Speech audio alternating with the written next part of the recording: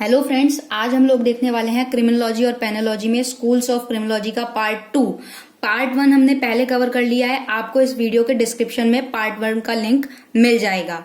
उसमें हमने देखा था pre classical school, classical school, new classical school, fourth one is positive school.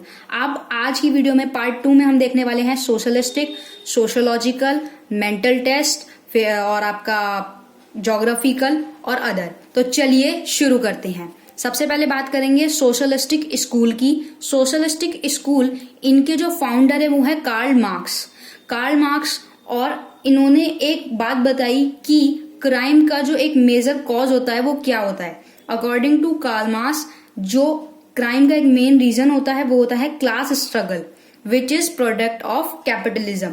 इन्होंने ये बात कही, इन्होंने एक एग्जाम्पल के थ्रू समझाया, रिच और पुअर। जो रिच आदमी है, जो अमीर है, वो और अमीर होता जा रहा है और गरीब और अमीर होता जा रहा है। इस वजह से क्या है, इस वजह से क्लास के लिए स्ट्रगल बढ़ गया है, वर्क बढ़ गया है। कैसे? जो गरीब आदमी है, जो पुअर कम्युनिटी से बिलोंग करता है, उसको सफर करना पड़ता है पॉवर्टी से, अनएम्प्लॉयमेंट वगैरह से। दैट्स वाई वो क्राइम कमिट करता है। इसीलिए वो क्राइम करता है। किस लिए? ताकि वो अपनी जो नीड्स हैं वो फुलफिल कर सके। इन्होंने ये बात कही। तो फिर से प्रसाद मिलना ही है, क्रिटिसिज्म इनको भी मिला। क्रिटिसिज्म क्या किया गया कि इकोनॉमिक एस्पेक्ट जो है अकेला रिस्पॉन्सिबल नहीं है क्राइम के लिए, और भी बहुत सारे ऐसे पर्सन्स हैं जो क्राइम कमिट करते हैं। जबकि कैसे कमिट करते हैं? या तो उन्हें कोई सडन प्रोवोक कर दे, भड़का दे, उस वजह से भी क्राइम करते हैं। तो आप सिर्फ और सिर्फ ये चीज नहीं बोल सकते कि गरीबी क्राइम करता है और गरीबी की वजह से क्राइम होता है। कभी कभी सडन प्रोवोकेशन में वो व्यक्ति भी क्राइम करता है जो कि फाइनेंशियल वेल टू डू है, फिर भी वो क्राइम करता है। दूसरा पॉइंट क्रिटिसाइज का, व्हाइट कॉलर क्रिमिनल पे हम लोग अलग से वीडियो बनाने वाले हैं। इसके लिए व्हाइट कॉलर क्रिमिनल में आते हैं आपके टैक्स वगैरह, स्मगलिंग वगैरह, ये सारी चीजें। अब वो लोग कौन से होते हैं? वो लोग इकोनॉमिक क्राइम जो करते हैं इस तरीके के, वो तो इस तरीके से जो उनकी क्या कहते हैं आपका, जो उनका सोशल और इकोनॉमिक ग्रुप होता है वो तो काफी अच्छा होता है, फिर वो क्राइम क्यों करते हैं? तीसरी बात यही कि इकोनॉमिक एक्सपेक्ट जो है एक प्रकार हो सकता है, एक फैक्टर हो सकता है क्राइम का, मान लिया। लेकिन ये नहीं बोल सकते कि सिर्फ यही इकलौता फैक्टर है, यही इकलौता रीजन है, और भी बहुत सारे रीजन हैं क्राइम के। उसके बाद बात करते हैं सोशलॉजिकल स्कूल की। सोशलॉजिकल स्कूल्स जो है, इसमें फेमस क्रिमिनोलॉजिस्ट ने इन्होंने बताया, फॉलोअर्स थे इस स्कूल के। इन्होंने ये कहा कि जो प्रिंसिपल है बायोलॉजिकल स्कूल्स का और टेंडेंसी वगैरह है इमिटेशन वगैरह की, तो ये मेन रीजन हो जाते हैं क्राइम के, बायोलॉजिकल रीजन के। इसके जो फॉलोअर्स हैं वो हैं बॉर्नलिट्स, प्रिंस, वैन हैमोल एंड पॉन्टेस्की। इनका मेन प्रिंसिपल ये था कि क्रिमिनल बिहेवियर जो है वो किस चीज का रिजल्ट है, वो प्रोसेस है अदर बिहेवियर का। दूसरी इन्होंने बात कही द सीरीज ऑफ क्राइम, वो किस तरीके से क्राइम होता है, चेंज होता है, कोई भी चीज ऑकर होती है, उसके रीजन बता दिए। नंबर 1 स्ट्रगल ऑफ कल्चर के लिए स्ट्रगल करना पड़ता है, कंपटीशन बहुत है, चेंज होता रहता है पॉलिटिकल में, सोशल में और इकोनॉमिकल लेवल पे। तीसरी इन्होंने बात बताई मोर डेंसिटी ऑफ पॉपुलेशन में भी काफी बढ़ोतरी है। जैसे कि क्या हुआ, उसमें कंडीशन क्या लग गई? उसमें कंडीशन ये लग गई डिस्ट्रीब्यूशन ऑफ वेल्थ, एजुकेशन और एम्प्लॉयमेंट, बहुत ज्यादा कंपटीशन है, ये बात तो सही है। द प्रोसेस ऑफ चार्जेस वगैरह, ये सारी चीजें जो हैं एक मेन इनके प्रिंसिपल रहे। और उसके बाद ही जो इम्पोर्टेंट एस्पेक्ट भी है, इन्होंने द फॉलोइंग मेथड, इन्होंने कौन कौन से मेथड फॉलो किए इमिटेशन के? एटीट्यूड की, व्यक्ति का रवैया कैसा है। दूसरा डिफरेंशियल एसोसिएशन वगैरह। थर्ड है कंपनसेशन वगैरह। फ्रस्ट्रेशन एक रीजन हो सकता है, इंडिविजुअल डिफरेंस भी हो सकता है, इंटरैक्शन ग्रुप हो सकता है, and last one is membership of inactive group. ये है। अब इनको भी क्रिटिसाइज किया, क्योंकि क्रिटिसाइज तो किया ही जाएगा। तो नंबर 1 इनको किस बेस पे क्रिटिसाइज किया गया? इनको इस बेस पे क्रिटिसाइज किया गया कि द कंडीशन जो है क्रिमिनल बिहेवियर की, वो imitation can not be applied on every person, हर पर्सन पे, हर समाज पे अप्लाई नहीं होती। कुछ जो है हाईली एजुकेटेड होते हैं, लॉ बाइंडिंग पीपल होते हैं, और ऐसे व्यक्ति भी क्राइम कर देते हैं। क्यों करते हैं? सडन प्रोवोकेशन के थ्रू क्राइम करते हैं। दूसरी बात इन्होंने ये कही कि क्राइम जो है किसी प्लेस पे, किसी उस पे आप ये नहीं बोल सकते एप्लीकेबल कि सच प्लेस, इस प्लेस पे ही जो है क्रिमिनल वगैरह करते हैं, लीव रहते हैं, वो चीज आप नहीं कह सकते। उसके बाद कार्टोग्राफिकल और जियोग्राफिकल, भौतिक जो तरीके से होते हैं स्कूल्स, उन लोगों का क्या कहना था। तो इन लोगों के जो स्कॉलर्स थे उन लोगों का ये कहना था कि ये एक तरीके से संतुलन बनाया हुआ है। किस चीज में संतुलन बनाया हुआ है? कार्टोग्राफिकल जो भौतिक है और क्राइम के बीच में संतुलन है। कैसे है वो पॉइंट हम आगे पढ़ते हैं। Number 1, the crime are committed less in favorable circumstances in comparison to the unfavorable circumstances। जो क्राइम है वो सबसे कम क्राइम कब होता है? जब फेवरेबल सर्कमस्टांसेस जो है फेवरेबल होती हैं, आपके फेवर में होती हैं। कंपैरिजन, उस कंपैरिजन के की अनफेवरेबल, जब सर्कमस्टांसेस अनफेवरेबल होते हैं, अनुकूल नहीं होते हैं, तब क्राइम ज्यादा होता है। जब फेवर में होते हैं तब क्राइम जो है कम होता है। दूसरी बात इन्होंने कही, द नंबर ऑफ क्राइम, जो क्राइम है वो लेस होता है प्लेस पर, जहां पे ज्यादा जनसंख्या होती है, जहां पे बहुत ज्यादा पॉपुलेशन होती है, वहां पे क्राइम ज्यादा होता है कंपैरेटिवली जहां पर कम लोग होते हैं। कम, सीधी सी बात है ना, कम लोग होंगे तो कम ही क्राइम होगा। उसके बाद इन्होंने तीसरा पॉइंट क्या कहा? तीसरा पॉइंट इन्होंने कहा, the crime against person are committed more in summer season. ये चीज यहाँ पे देखने वाली है।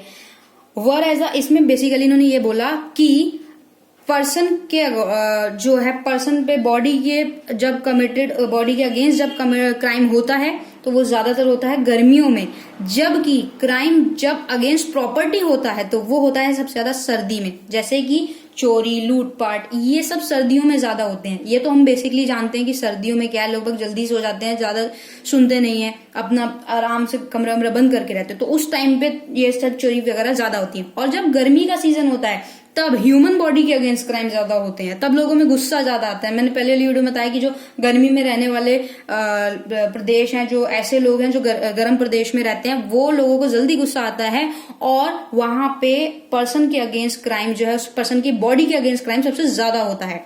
फोर्थ पॉइंट इन्होंने ये बताया, the number of crime are less in the place where the more natural. जहां पे नेचुरल रिसोर्सेज ज्यादा हैं, अवेलेबल है पीपल के लिए, वहां पर क्राइम कम होगा। प्लस जैसे आप हिली एरिया में देख लीजिए, इस तरीके के एरिया में देख लीजिए जहां पे क्या है, नेचुरल रिसोर्सेज। लड़ाई किस चीज की है? नेचुरल रिसोर्सेज की लड़ाई है। कंट्री पे देख लीजिए या वैसे देख लीजिए ह्यूमन पे, तो वो किस लिए लड़ रहे हैं? नेचुरल रिसोर्सेज के लिए। जो रिसोर्सेज है उन्हीं के लिए लड़ रहे हैं।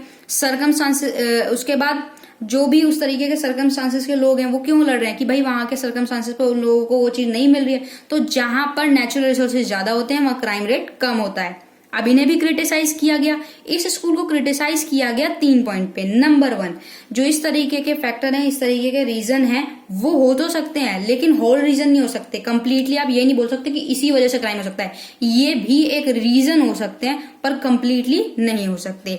दूसरी बात ये, यहाँ पे मेंटेलिटी, जो पर्सन की, जो क्राइम की करने वाले की मेंटेलिटी है, पर्टिकुलर पर्सन की, हर पर्सन की अलग अलग मेंटेलिटी होती है, अलग अलग उसका कंडक्ट होता है, अलग अलग उसका आचरण होता है। तो ये जो है रिलेटेड करता है पर्टिकुलर पर्सन टू पर्सन। हर पर्सन की एक ही तरीके की मेंटेलिटी नहीं होती, एक ही तरीके का कंडक्ट नहीं होता। भाई कोई भी अगर सिचुएशन है, जरूरी नहीं कि सारे व्यक्ति उस पर एक ही तरीके से रिएक्ट करे, एक ही तरह से मेंटेलिटी हो। अलग अलग पर्सन का अलग अलग उस पर रिएक्शन होता है। Third one is condition are changeable but the basic element of criminal tendency. जो अगर आप ये कह रहे हो कि इस तरीके की चीजें हैं तो इनको क्रिटिसाइज किया गया कि अगर कंडीशन चेंज भी कर दी जाए, कंडीशन जो है चेंजेबल भी हो जाए, फिर भी जिस व्यक्ति का, जिस क्रिमिनल की टेंडेंसी बन गई है वो चेंज नहीं हो सकती। जगह चेंज करने से क्रिमिनल चेंज नहीं होता। उसके बाद बात करते हैं इकोनॉमिकल स्कूल की। इकोनॉमिकल स्कूल में क्या हुआ, इसमें एक फंडामेंटल एक बता दिया कि इंडिविजुअल क्या है। और इसमें क्या हुआ, हर मतलब काफी सारे हमें क्रिमिनोलॉजिस्ट यहाँ पे देखने को मिलेंगे। इन्होंने एक इकोनॉमिक स्ट्रक्चर की बात की कि सोसाइटी की, एक सोसाइटी का इकोनॉमिक स्ट्रक्चर क्या होता है, इन्होंने वो चीजें बात करी। उसके बाद बात करते हैं आगे।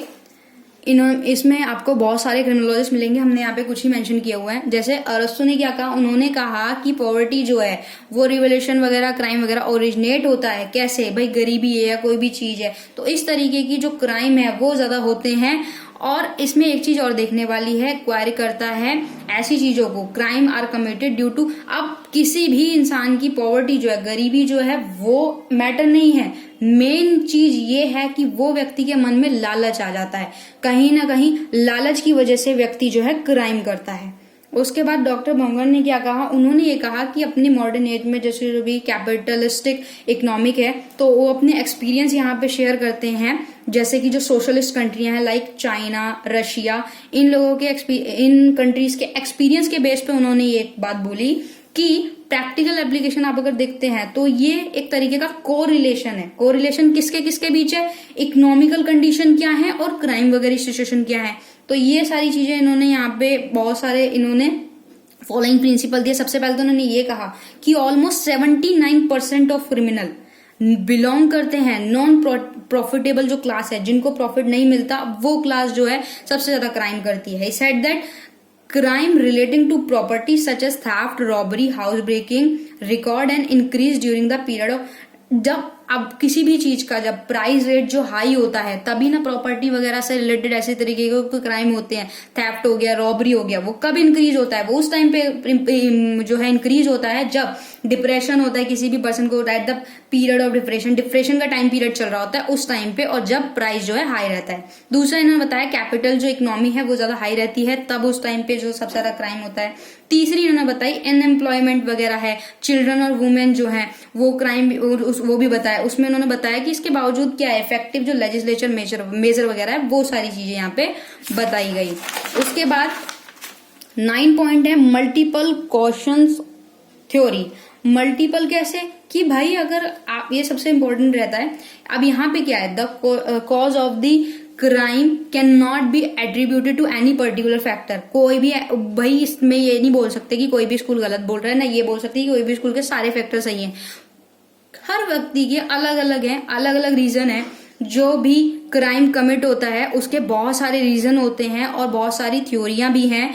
एनरिको फेरी ने क्लासिफाई किया था फैक्टर को, क्राइम के फैक्टर को, इंडिविजुअल भी और एंथ्रोपोलॉजिकल भी। दूसरी बात, फिजिकल भी होता है, अलग अलग नेचुरल भी होता है, सोशल भी होता है। The age, sex, civil status, profession, domicile, social rank क्या है, एजुकेशन वगैरह, ऑर्गेनिक वगैरह, कॉन्स्टिट्यूशन वर्क। अब इसमें सारी चीजें देखी गई कि एज फैक्टर भी होता है, पर्सन टू पर्सन ये भी होता है। और अगर ट्रू बेसिस पे जब एनालाइज किया गया तो ये देखा गया कि जो क्राइम है वो बहुत वेराइटी ऑफ फैक्टर्स मिलेंगे, बहुत सारे फैक्टर्स मिलते हैं, बहुत सारे रीजन मिलते हैं। The white collar crime, the involving crime, जैसे कि 2 डिफरेंट थिंग बता दी, कॉजन और डिफरेंट बता दिया। जैसे कि क्राइम कहाँ पे होगा, जब इन्वॉल्विंग वॉयलेंस में भी कमिटेड, कोई इस तरीके का वॉयलेंस वगैरह होगा तब। ड्यू टू मैनी रीजन हो सकता है, कैसे, समटाइम ड्यू टू इम्पल्स, कोई व्यक्ति इम्पल्स है, समटाइम रिवेंज के नेचर से कि भाई मुझे रिवेंज लेना है, बदला लेना है, एटीट्यूड इस तरीके का है उसका, ग्रीड, लालच भी हो सकता है प्रॉपर्टी को लेके, और सेक्सुअल लस्ट भी हो सकते हैं। तो हर टाइम पे सम टाइम पे चेंजेस होते रहते हैं पर्सन टू पर्सन, और डिपेंड करता है केस टू केस, अलग अलग क्राइम होते हैं। 10th और लास्ट पॉइंट है हमारा मेंटल टेस्टर। मेंटल टेस्टर कैसे है, मेंटल टेस्टर इस तरीके से है, इस पे H Goddard Goring, Sigmund Freud, Jane एफडी, इसाक रे, इन्होंने बहुत लोगों ने यहाँ पे स्टडी करी इसकी कि मेंटल टेस्टर क्या होता है। मेंटल टेस्टर में इनको यही देखा गया कि मेंटल टेस्टर के अंदर जो है इनके जो क्रिमिनोलॉजिस्ट थे एच गोडार्ड, इन्होंने ये देखा कि डिफिशियंसी क्या है, कि जो क्रिमिनल है उसके माइंड में डिफिशियंसी क्या है, क्या चीज चलती रहती है।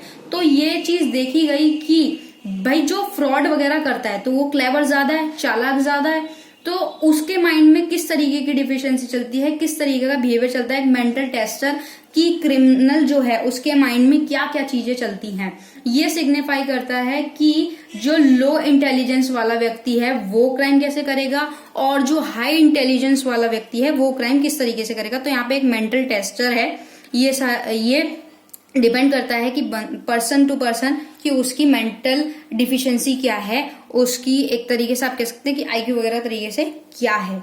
तो ये स्कूल्स ऑफ क्रिमिनोलॉजी आज यहाँ पे खत्म हो गया। वीडियो आई होप आपको अच्छी लगी होगी और ये कॉन्सेप्ट भी क्लियर हुआ होगा। वीडियो को पूरा देखने के लिए thank you so much. Video को शेयर कीजिएगा एंड लाइक कीजिएगा।